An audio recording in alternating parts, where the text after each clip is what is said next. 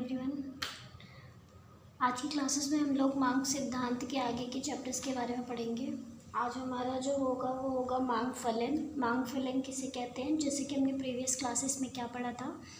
Previous classes में हमने आपका बाजार मांग वक्र, अनुसूची, ठीक है, और मांगी गई मात्रा, ये सारी चीज़ें हमने कवर कर ली थी।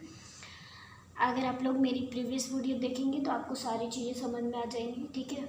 अगर आप पीछे की समझ लेते हैं तो भी आप आगे का कोई भी डाउट होगा तभी समझ क्लियर होगा, अदरवाइज़ फिर आपको कोई ना कोई डाउट रह जाएगा। तो इसलिए प्लीज़ आप लोग मेरी प्रीवियस वीडियोस देख लें, ठीक है। चलिए हम स्टार्ट करते हैं अपना। सबसे पहले हम स्टार्ट कर रहे हैं जो हमारा है आज का टॉपिक है मांग फलन। मांग फलन क्या होता है? मांग फलन, देखो मांग फलन भी आपका दो टाइप्स का होता है, व्यक्तिगत मांग फलन, व्यक्तिगत मांग फलन, और बाजार मांग फलन। बाजार मांग फलन, ठीक है। तो यहाँ पे जो ज़्यादातर यूज़ होता है वो हमारा व्यक्तिगत मांग फलन, ज़्यादातर जो पेपर में आते हैं वो तुम्हारे ये व्यक्तिगत मांग फलन आते हैं, ठीक है। तो हम इसमें देख लेते हैं व्यक्तिगत मांग फलन के अंदर कौन कौन से टॉपिक्स आएंगे आपके। देखो व्यक्तिगत मांग फलन के अंदर, व्यक्तिगत मांग फलन, मांग फलन, ठीक है। व्यक्तिगत मांग फलन किसे कहते हैं? आप इसमें मैं एक डेफिनेशन लिख देती हूँ। इसमें बोला गया है यह बाजार में एक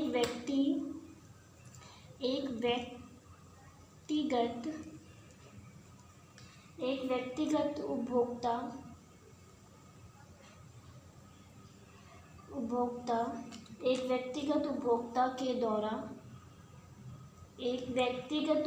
की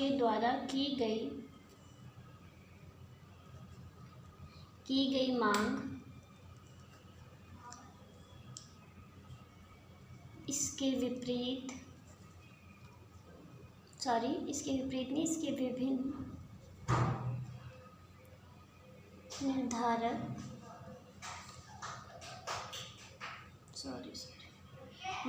ठीक है, यहाँ पे आ रहेगा निर्धारक तत्वों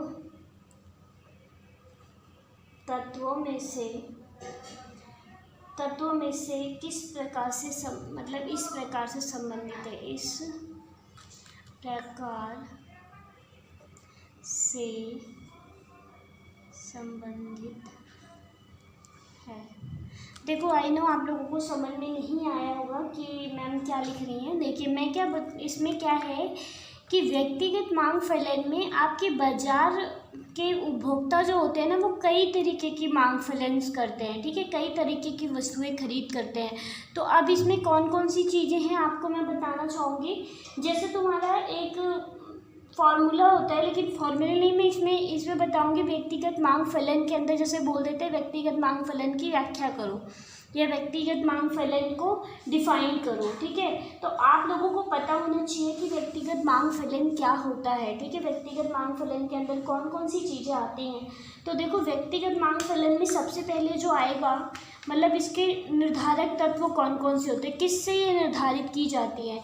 तो आपका एक फॉर्मूला है, वैसे तो मैं नहीं, इससे आप कंफ्यूज बिल्कुल मत होना, ठीक है ना, क्योंकि कंफ्यूजन होने से क्या होगा कि आपको समझ में ही नहीं आएगा कि क्या है क्या नहीं, क्योंकि कुछ तत्व हैं जो कि हमें पता होना चाहिए, ठीक है।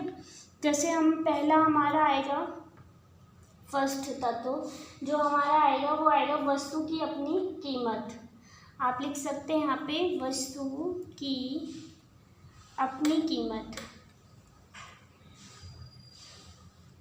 वस्तु की अपनी कीमत, अगर आपको कभी भी वो बोलता है, नहीं तो टॉपिक भी आ जाता है ना कि वस्तु की अपनी कीमत, तो आप इसको डिफाइन कर सकते हैं, ठीक है।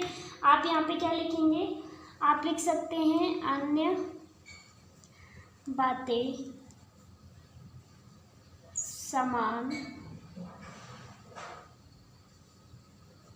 ठीक है। अन्य बातें समान रहने पर अन्य बातें समान रहने पर वस्तु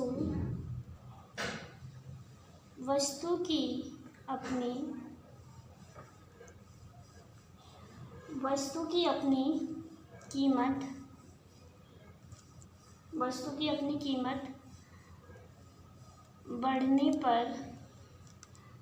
अपनी कीमत बढ़ने पर वस्तु की मांग कम होती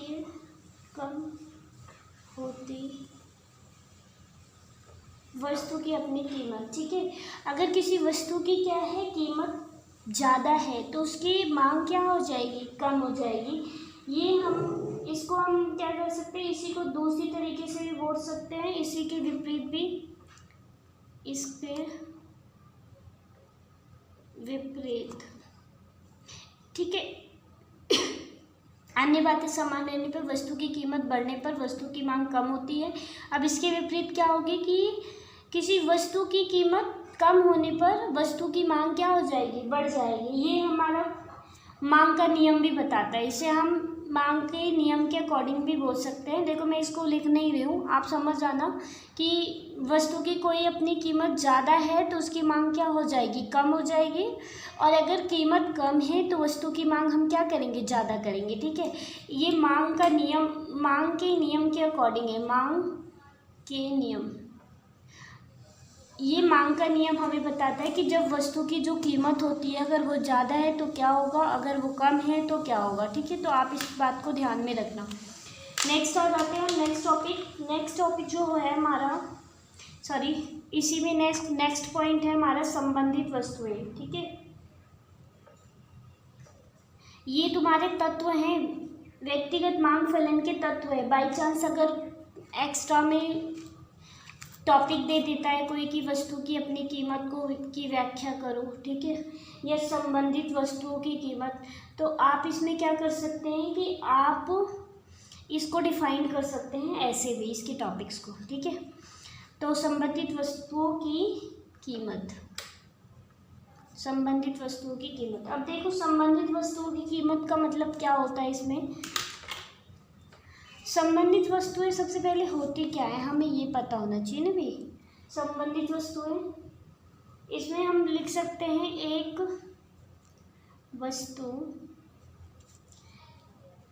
वस्तु की मांग पर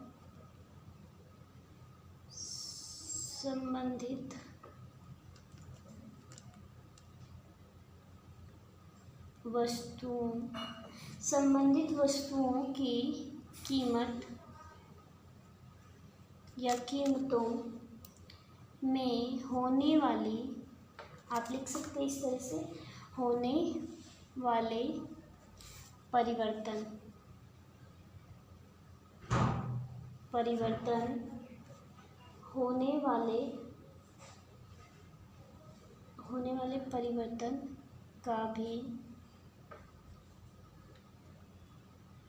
का भी प्रभाव पड़ता है।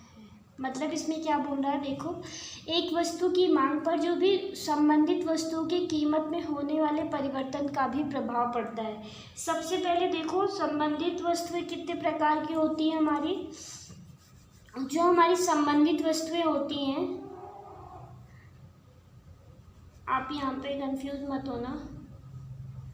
संबंधित वस्तुएं ये दो प्रकार की होती हैं। कितने प्रकार की होती हैं, दो प्रकार की। सबसे पहले जो होती हैं वो हमारी होती हैं प्रतिस्थापन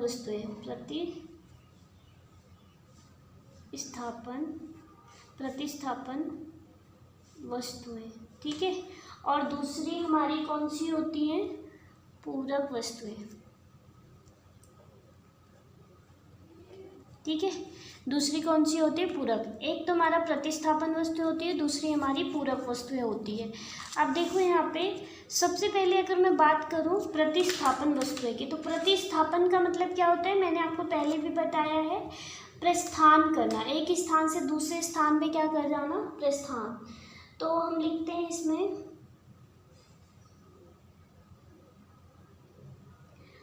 प्रतिस्थापन वस्तुएं। ठीक है, आपके माइंड में क्या आता है, प्रतिस्थापन का नाम सुनते ही आपके माइंड में क्या आता है कि भाई एक स्थान से जो दूसरे स्थान पे क्या होती है, प्रतिस्थापन होती है। जैसे यहाँ से चल के यहाँ पे हम लोग पहुँच गए, यहाँ से यहाँ पे डिस्टेंस क्या कर रहा है, ये डिस्टेंस कर रहा है। एक स्थान से दूसरे स्थान पे मतलब जा रहा है, एक स्थान से दूसरे स्थान पे प्रतिस्थापन कर रहा है, तो उसे हम क्या कहते हैं, प्रतिस्थापन। अब वस्तुओं की बात कर रहा है तो इसका मतलब वस्तुएं एक स्थान से दूसरे स्थान पे प्रतिस्थापन होगी। ठीक है, तो हम इसकी डेफिनेशन लिख लेते हैं एक बार। डेफिनेशन आप लिख सकते हैं, वे वस्तुएं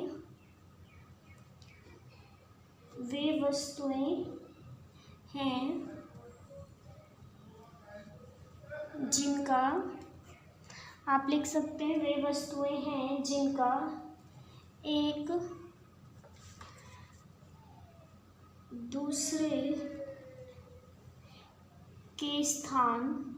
दूसरे के स्थान पर प्रयोग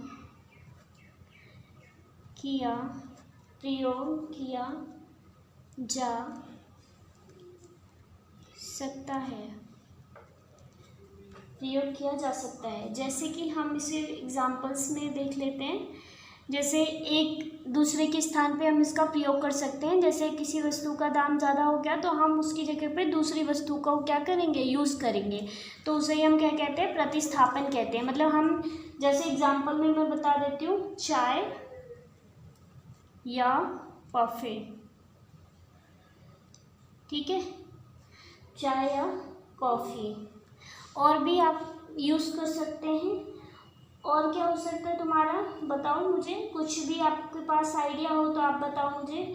जैसे बॉल पेन हो गया या स्याही हो गई। ठीक है, तो आप लिख सकते हैं बॉल पेन या स्याही। स्याही का मतलब आपको पता है, स्याही का मतलब होता है कि जो पहले के टाइम में लोग कलम से स्याही से लिखा करते थे ना, वो स्याही। तो बॉल पेन अगर ज़्यादा महंगा हो जाएगा तो हम स्याही का प्रयोग करेंगे। ठीक है, तो ये हमारी क्या होती है, प्रतिस्थापन वस्तुएं होती है। मैंने जैसे सबसे पहले हम क्या कर रहे थे, कॉफ़ी पी रहे थे। मान लो कॉफ़ी का दाम बहुत कम था तो हम कॉफ़ी पी रहे थे, लेकिन इसका दाम ज़्यादा होने की वजह से हम क्या यूज़ करने लगेंगे, चाय। तो हम क्या करेंगे, प्रतिस्थापन हो जाएंगे। और अगर चाय का दाम ज़्यादा हो जाएगा तो हम किस पे प्रतिस्थापन हो जाएंगे, कॉफ़ी पे।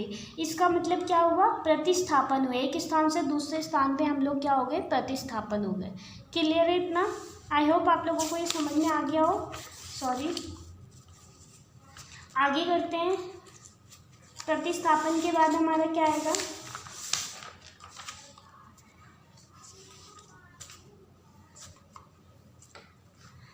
प्रतिस्थापन के बाद हमारा आएगा पूरक वस्तुएं, है ना।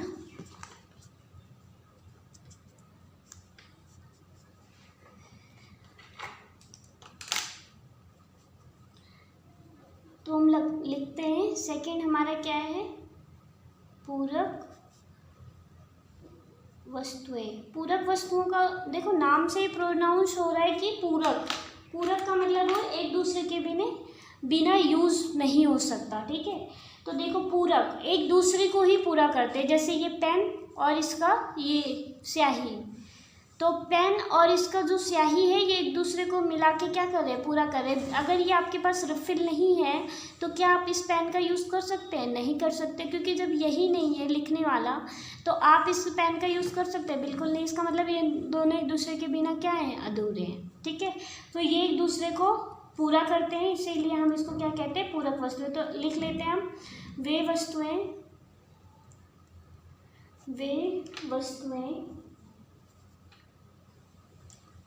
जो मिलकर एक दूसरे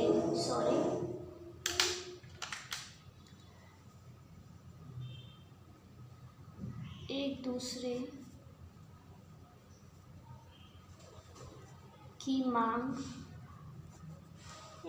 की मांग को पूरा करती हैं। एक दूसरे की मांग को क्या करती हैं? पूरा करती हैं। जैसे कि इसीलिए हम इसकी क्या करते हैं? एक साथ मांग करते हैं। आप यहाँ पे लिख सकते हैं, इसीलिए हम इसके एक साथ मांग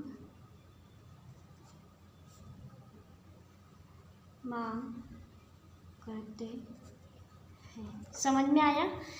तो मतलब यहाँ पे हम वस्तुओं की, अब यहाँ पे हम क्या कर रहे हैं? एक दूसरे को पूरा करती है, इसीलिए हम इन दोनों का बिना रिफिल के हम इस पेन का यूज़ नहीं कर सकते, इसलिए हम दोनों का क्या करेंगे? एक साथ मांग करेंगे। ये चाहे जितनी महंगी हो हमें लेना ही पड़ेगा। ठीक है। अब यहाँ पे देखो, जैसे एग्जाम्पल्स हम लिख लेते हैं। जैसे कि यहाँ पे क्या हो जाएगा? अब बताओ मुझे कुछ एग्जाम्पल्स में क्या आएगा। जैसे कि पेन और स्याही, डबल रोटी और मक्खन। ठीक है, ऐसे करके पेन और स्याही, डबल रोटी और मक्खन।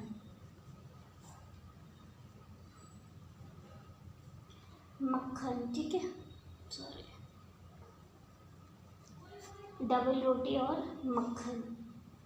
और भी बहुत सारे एग्जाम्पल्स हैं। ठीक है, जैसे कि पेट्रोल। ठीक है, पेट्रोल और कार के पेट्रोल के बिना कार चल नहीं सकती है। ठीक है, तो इस तरह से एक दूसरे को क्या करती है? पूरा करती हैं, इत्यादि में लिख देती हूँ। ठीक है, तो बहुत सारे हैं, आप ऐसे करके यूज़ कर सकते हैं। पेन और पेन इसके, तो यहाँ पे संबंधित वस्तुएं। अब आप बोलेंगे जैसे अब पेन और स्याही, डबल रोटी और मक्खन, डबल रोटी के साथ आप मक्खन खाएंगे। ठीक है, तो आप इन दोनों को पूरा करेंगे। ठीक है, मतलब इन दोनों की मांग करेंगे। पेन और स्याही, बिना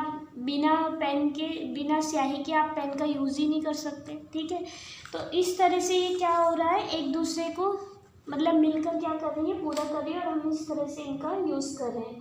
ठीक है, तो अगर आपको ये पूछता है, ये तो हम अभी क्या कर रहे हैं कि हमारा मांग फलन किस तरह से है, तो मांग फलन में समझ में आ गया प्रतिस्थापन वस्तुएं और पूरक वस्तुएं। संबंधित वस्तुएं याद रखना, कई बार हमारी हेडिंग में भी पूछ लेते हैं संबंधित वस्तुएं किसे कहते हैं। तो संबंधित वस्तुएं में दो वस्तुएं होती है, प्रतिस्थापन वस्तुएं, पूरक वस्तुएं। प्रतिस्थापन वस्तुएं जो एक दूसरे के स्थान को पूरा करती हैं, पूरक वस्तुएं एक दूसरे को मिला के पूरा करती हैं।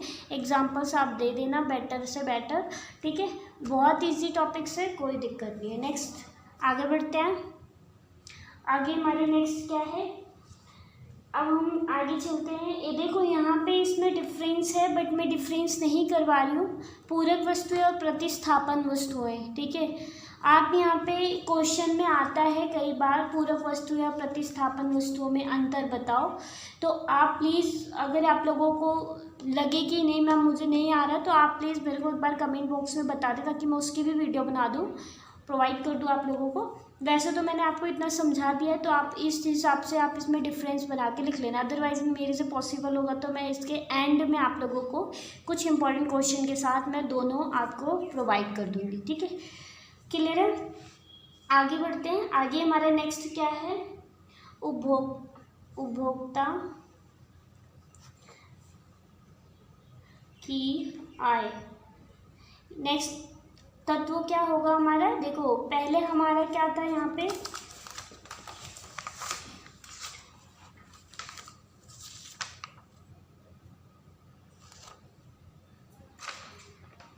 पहले हमारी कीमत, वस्तु की अपनी कीमत थी, संबंधित वस्तुएं थी। ठीक है, उसके बाद हमारा क्या होगा? उपभोक्ता का आय। अब उपभोक्ता का आय का मतलब क्या होता है?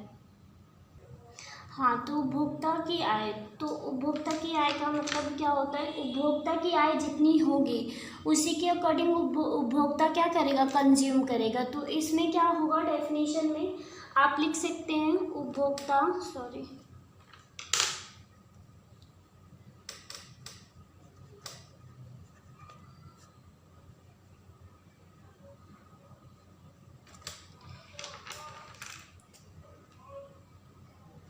उपभोक्ता की, सॉरी थोड़ा पैर,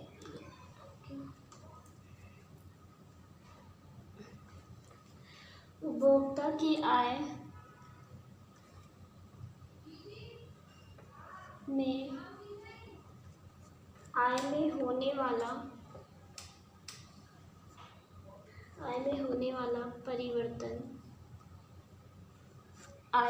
होने वाला परिवर्तन, ठीक है, परिवर्तन भी विभिन्न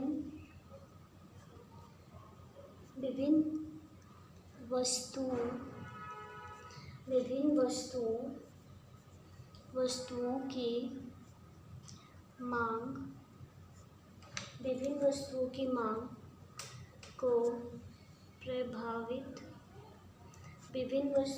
मांग को प्रभावित करता है, ठीक है, विभिन्न वस्तुओं की मांग को प्रभावित करता है।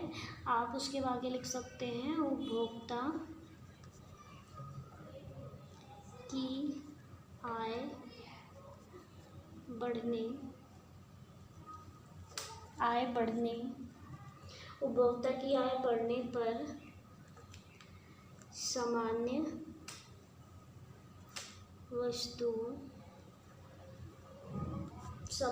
वस्तुओं की मांग बढ़ती है, ठीक है, ऐसे लिख सकते हैं, सामान्य वस्तुओं की मांग बढ़ती है। ओके, उसके बाद आप इसी के विपरीत भी लिख सकते हैं। इसी के विपरीत क्या है? इसके विपरीत उपभोक्ता की आय में कमी होने पर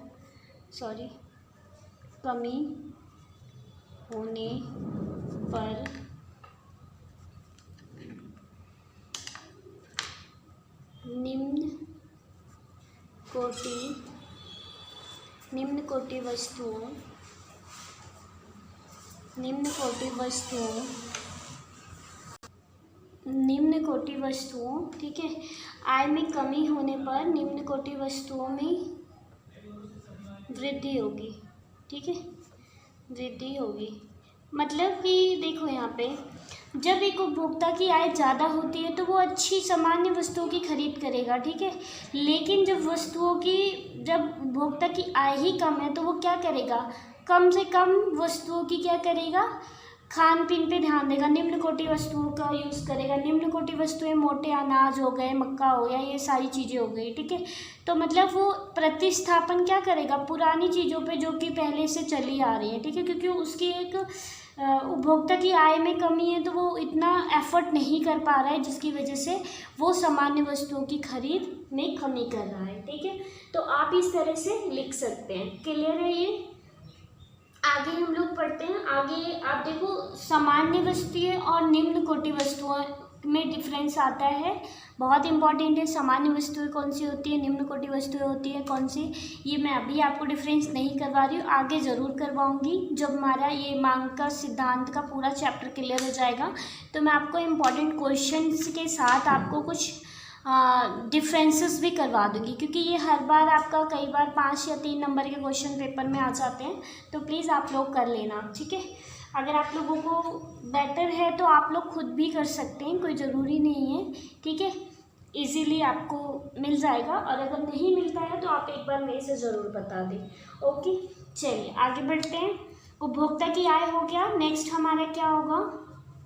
उपभोक्ता की आय के बाद रुचि तथा प्राथमिकता। ठीक है, रुचि तथा प्राथमिकता, ये हमारे सारे व्यक्तिगत फलन हैं। ठीक है, व्यक्तिगत फलन के अंदर ये सारे टॉपिक्स हैं।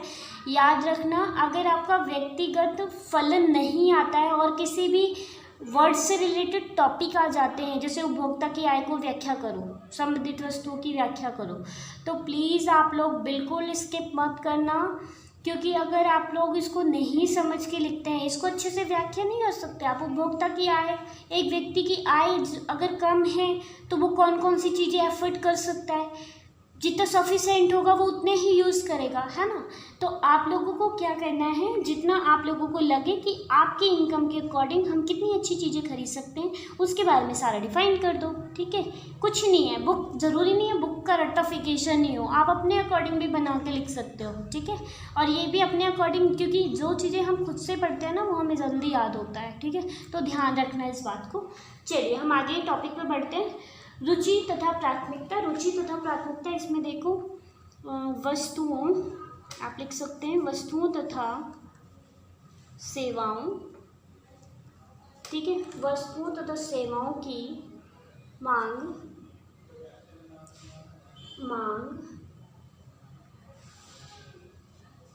वस्तुओं तथा सेवाओं की मांग व्यक्ति की रुचि तथा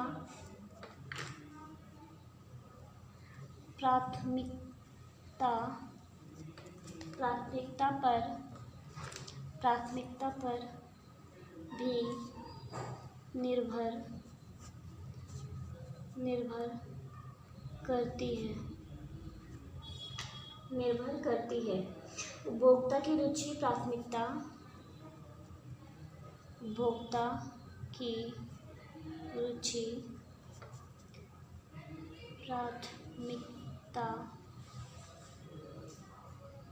यहाँ पे प्राथमिकता, ठीक है, प्राथमिकता, रुचि और प्राथमिकता पर विज्ञापन,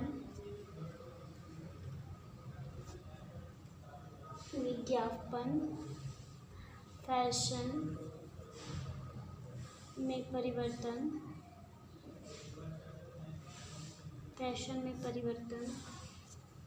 जलवायु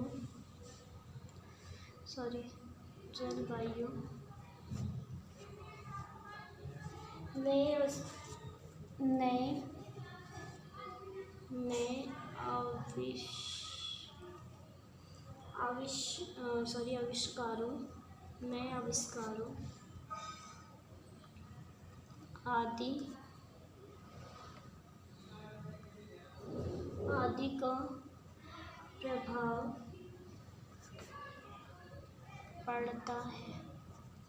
आदि का प्रभाव पड़ता है। ठीक है, अब देखो यहाँ पे क्या बोला गया है। इसमें बोला गया है कि अगर हम अपनी रुचि और प्राथमिकता, वस्तुओं और सेवाओं की मांग व्यक्ति की रुचि और प्राथमिकता पर निर्भर करती है। अगर व्यक्ति की मांग, जो वो व्यक्ति मांग कर रहा है, उसकी रुचि क्या है, उसकी किस पे प्राथमिकता है। अगर तुम्हारी प्राथमिकता क्या है, खाना, तो तुम फैशन डिज़ाइनिंग करने थोड़ी ना जाओगे भाई। तुम्हारी प्राथमिकता है खाना खाना, तो आप क्या करोगे, खाना खाओगे, है ना। आपकी रुचि किस में है, टीवी देखने में, तो आप बैट बॉल तो खेलोगे नहीं जाके, है ना। और या फिर आपके यहाँ पे बारिश हो रही है, ठीक है, आपकी प्राथमिकता क्या है, आपको घर में रहना है बारिश में, ठीक है, या भीगना है, तो आप क्या करोगे, घर में थोड़ी ना बैठोगे, या बैट बॉल थोड़ी ना खेलोगे बारिश में। तो मतलब यहाँ पे डिपेंड किस पे करता है, रुचि और प्राथमिकता पर। इसमें बोला गया है रुचि प्राथमिकता पर भी निर्भर करती है। उपभोक्ता की रुचि प्राथमिकता विज्ञान, फैशन, परिवर्तन, जलवायु आदि आविष्कारों आदि का प्रभाव डालती है। मतलब इसमें बोला है कि अगर हमारे उपभोक्ता की जो प्राथमिकता है वो विज्ञान है, फैशन है, परिवर्तन, जलवायु आविष्कार आदि हैं, आदि पर प्रभाव डालता है। लेकिन अगर हम बात करते हैं इसी के आगे, हम इसी के आगे क्या लिखते हैं कि अगर यदि अन्य बातें समान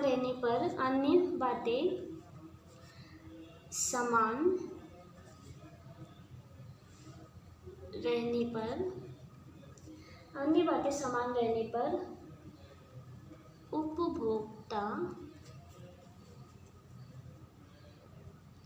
उपभोक्ताओं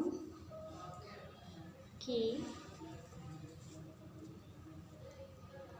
जिन वस्तुओं के लिए रुचि एवं प्राथमिकता बढ़ जाती है तो उनकी मांग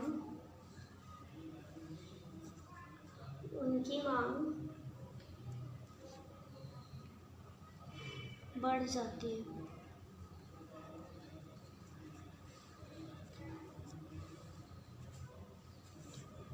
इसी के विपरीत आप लिख सकते हैं, इसी के देखो आपको समझ में नहीं आया होगा, इसमें क्या बोला गया है कि जैसे अगर जलवायु हमारी क्या है, गर्मी की है, तो उसकी प्राथमिकता क्या होगी गर्मी में, हल्के कपड़े पहनना, ठीक है, नॉर्मल कॉटन के कपड़े पहनना, उसकी प्राथमिकता तो ये होगी। लेकिन उसकी रुचि किस में है, अगर उसकी रुचि कि भाई नहीं हमें गर्मी में कुछ ठंडी ठंडी चीज़ें खानी है या कुछ, तो वो उसके अकॉर्डिंग क्या करेगा, मांग के नियम को क्या करेगा, प्रभावित करेगा। अगर उसकी रुचि और प्राथमिकता बढ़ जाती है तो इसका मतलब क्या होगा, उसमें उसकी मांग बढ़ेगी। अगर गर्मी में वो किसी चीज़ पे फोकस कर रहा है, भाई आइसक्रीम, ये तो उसकी ज़्यादा मांग किस पे होगी, आइसक्रीम पे होगी, कपड़ों पे होगी, ये सारी प्राथमिकताएं हैं।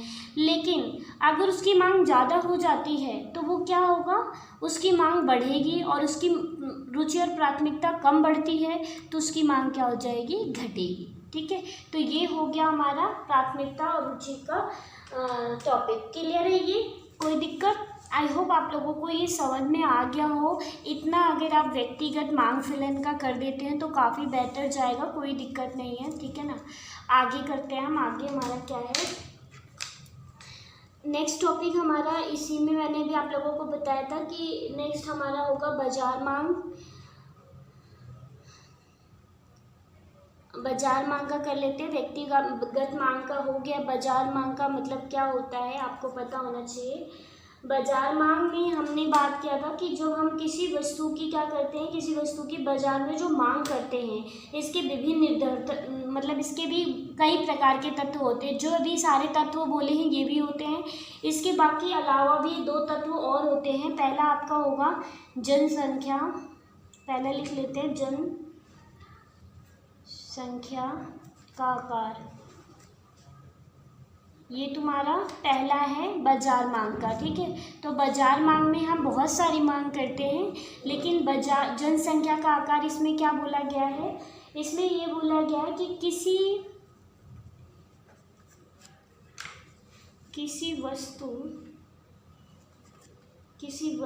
के क्रेता, किसी वस्तु के क्रेता आप लिख सकते हैं, वस्तु के क्रेता, किसी वस्तु की क्रेताओं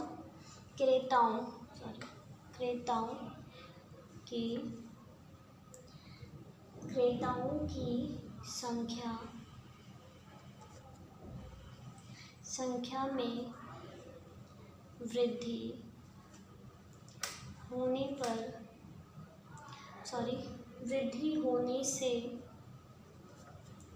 होने से मांग में वृद्धि होती है। ठीक है, आप यहाँ पे लिख सकते हैं कि जैसे कि जनसंख्या का आकार, नॉर्मल बात है भाई, जब जनसंख्या का आकार बढ़ेगा तो क्या होगा, जनसंख्या का आकार बढ़ेगा, तो यहाँ पे जनसंख्या के आकार बढ़ने पे क्या होगा कि लोग ज़्यादा से ज़्यादा वस्तुओं की मांग करेंगे। तो आप यहाँ पे एग्जांपल्स क्या लिख सकते हैं कि जनक्रेताओं की संख्या अधिक होने पे, जनसंख्या सॉरी, जनसंख्या नहीं, क्रेता जो खरीदने वाले हैं, क्रेता की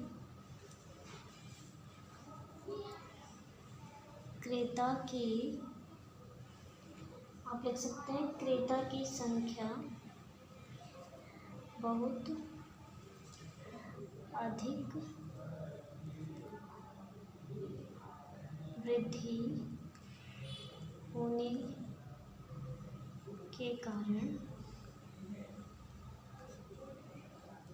कारण भारत ठीक है, भारत में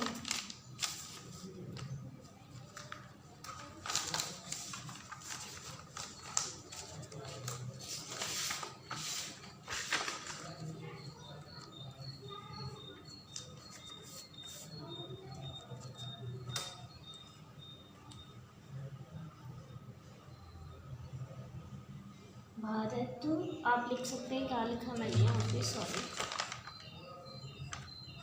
संख्या अधिक होने पर भारत में कारों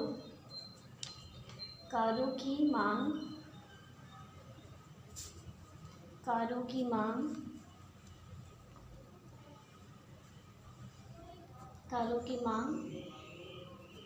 में अधिक वृद्धि हुई है। ठीक है, तो यहाँ पे देखो क्या करना है कि आप लोगों को जितना मैंने भी करवा दिया है, जैसे कि जनसंख्या का आकार जब ज़्यादा होगा तो क्या होगा कि लोग ज़्यादा से ज़्यादा चीज़ों की क्या करेंगे, खरीद करेंगे। जैसे कि कार वगैरह, पहले के टाइम में हम टू व्हीलर चलाते थे, लेकिन आज के टाइम में देख लो किसी के भी घर में ऐसा नहीं है कि टू व्हीलर से कम है, टू व्हीलर है, थ्री व्हीलर है, किसी न किसी बाई चांस किसी के घर में। पहले के टाइम में तो लोगों को बहुत सारी दिक्कतें होती थी, लेकिन आज के टाइम में लोग क्या कर रहे हैं, हद से ज़्यादा चीज़ों को क्या कर रहे हैं, यूज़ कर रहे हैं। ठीक है, तो इस तरह से हमारी क्या होगी, मतलब वृद्धि होगी, मांग में वृद्धि होगी। ओके, आगे नेक्स्ट करते हैं आय का वितरण।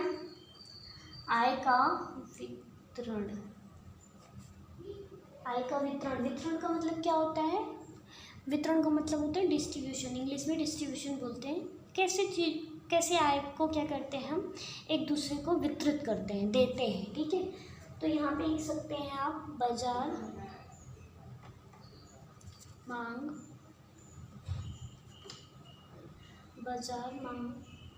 पर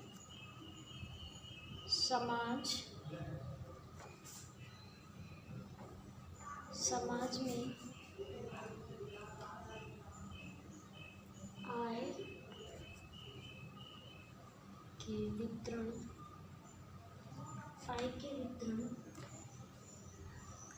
का भी प्रभाव पड़ता है का मतलब है, जैसे हम लोग कहते हैं ना, धनी लोग और धनी होते जा रहे हैं, ठीक है, गरीब और गरीब होते जा रहे हैं। क्यों होते जा रहे हैं, क्योंकि आय का वितरण असमान रूप से, जैसे लिखती हूँ, यदि आय का वितरण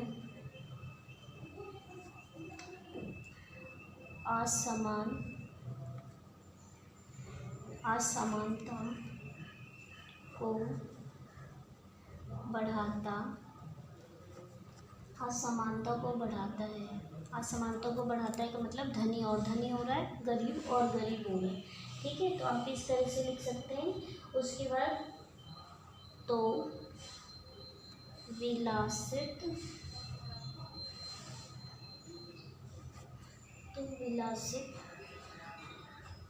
की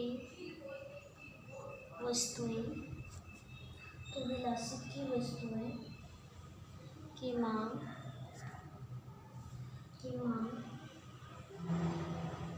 वृद्धि होने की संभावना होगी।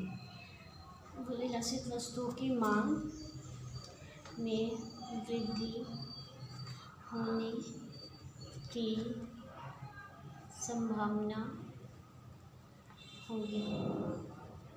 देखो यहाँ पे मुझे पता है थोड़ी सी लंबी, बहुत ज़्यादा वीडियो लंबी कर दी है, लेकिन आपको पता है जब मैं इनको पढ़ाना स्टार्ट करती हूँ तो यहाँ पे लंबा क्या, जो टॉपिक क्लियर करने लगती हूँ। देखो मैंने इसमें सिर्फ व्यक्तिगत फलन और मांग फलन ही करवाया है, बट इतना लॉन्ग टॉपिक है, आप लोगों को पता है।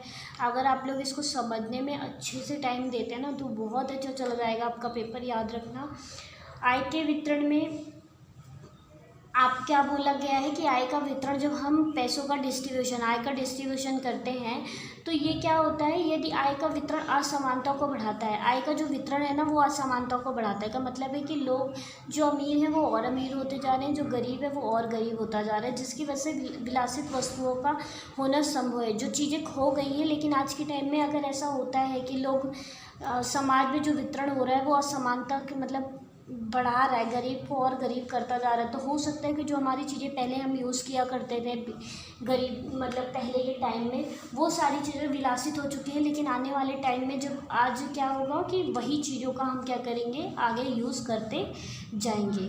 तो इसलिए बोला गया है कि आय का वितरण पूरी तरह से समान रूप से होना चाहिए, जिससे कि न गरीब हो कोई, ना कोई अमीर हो। ठीक है, तो इसमें आय का वितरण और तुम्हारे जनसंख्या का आकार, दो चीज़ें हैं हमारी। इसमें दो चीज़ें ही नहीं है, जितना मैंने व्यक्तिगत में करवाया है वो सारी चीज़ें भी है, लेकिन अब इसमें मैं दोबारा से वो सारी चीज़ें थोड़ी ना लिखूंगी। तो आप लोगों को वो टॉपिक सारे समझ में आ गए, बाजार मांग का ये दोनों टॉपिक समझ में आ गया। आई होप आप लोगों को ये वीडियो समझ में आ रही हो, जितना टॉपिक मैं करवा रही हूँ आप लोगों को समझ में आ रहा हो। अगर आप लोगों को लगे कि मैम मुझे कुछ समझ में नहीं आ रहा है तो प्लीज़ आप लोग एक बार मुझे कमेंट बॉक्स में कमेंट करके प्लीज़ पूछ लेना, ठीक है। और ये वीडियो अगर आप लोगों को अच्छी लगे, यूज़फुल हो, तो please like share and subscribe ज़रूर कर दें। Thank you for watching. Next class में मिलते हैं, तब तक के लिए बाय।